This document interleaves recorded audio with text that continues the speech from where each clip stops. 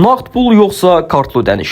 Gündəlik həyatımızda ən çox istifadə etdiyimiz ödəniş üsulları artıq yalnız rahatlıq deyil, həm də vərdiş və seçim məsələsinə çevrilib. Bir qism vətəndaş xərclərinə nəzarət etmək üçün nağd pula üstünlük verir, digərləri isə kartlı ödənişin daha rahat və təhlükəsiz olduğunu düşünür. Apardığımız sorğu da göstərir ki, seçimlər fərqlidir və bunun müxtəlif səbəbləri var. Kartda var, nağd ödəniş də olur. Daha rahat mənim üçün əlbəttə ki, nağd ödəniş. Bəli, daha çox nağd üstünlük. Həm də hələ tez olur da. Növbə bəzi görürsüz ki, böyük supermarketlərdə məsələn kartla ödəniş eləyəndə görürsüz ki, məsələn sistemdə biraz gecikmə alınır. Arkada dayananlara görə narahatçılıq yaranmasın deyənə çox vaxt nağd ödəniş eləyirik ki, kassanın qabağı boş olsun. Ki kartla ödəniş eləyəndə olur ki, bonus da gəlir, kəşfik də gəlir, yəni belə deyək də. Bir də ki, geri ödəmə də olur. Məncə sərfəlidir. Kart daha sərfəlidir. Kart daha sərfəlidir. Toplanan cavablardan da göründüyü kimi, ödəniş üsulu seçimi əsasən rahatlıq, xərclərə nəzarət və təhlükəsizlik kimi amillərlə bağlıdır.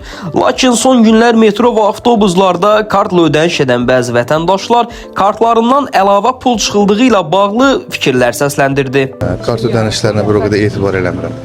Səbəb? Səbəb son zamanlar çıxan bu kartlardan pulun çəkilməsi. Belə çox etibar eləmək olmur. Mənim öz başıma gəlmir, amma ətrafımda olan adamların başına gəlib. Ona görə siz nağd ödənişə daha nağd ödənişə daha üstünlük verirəm. Açıqlamaya görə bu hallar texniki proseslərlə bağlıdır. Edilən gedişlər üzrə ödənişlər kartlardan dərhal deyil, müəyyən zaman intervalı ilə silinir və bu da bəzən istifadəçilərə əlavə və ya təkrarlanan çıxılma kimi görünə bilər.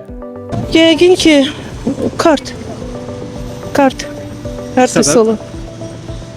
Daha nə bilim, rahatdır da ondan al-ver eləmək. Olub ki, məsələn, Xırda pul gəzdirmirəm üstümdə.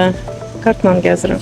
Olub ki, məsələn, kartınızda əlavə pul çıxıb peşmanlamısınız. Gərək pulmağını alaq. Yox. Elə bir şey olmayıb.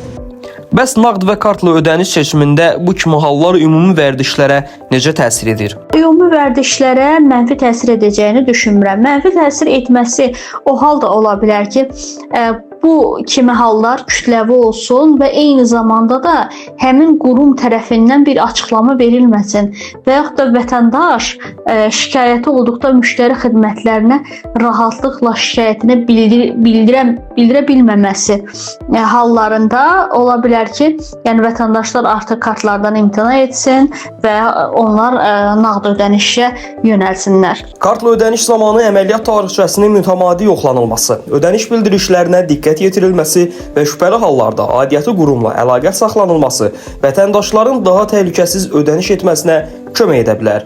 Baku S.Az, Abbas Ləsəd, Asim Zülfüqarov.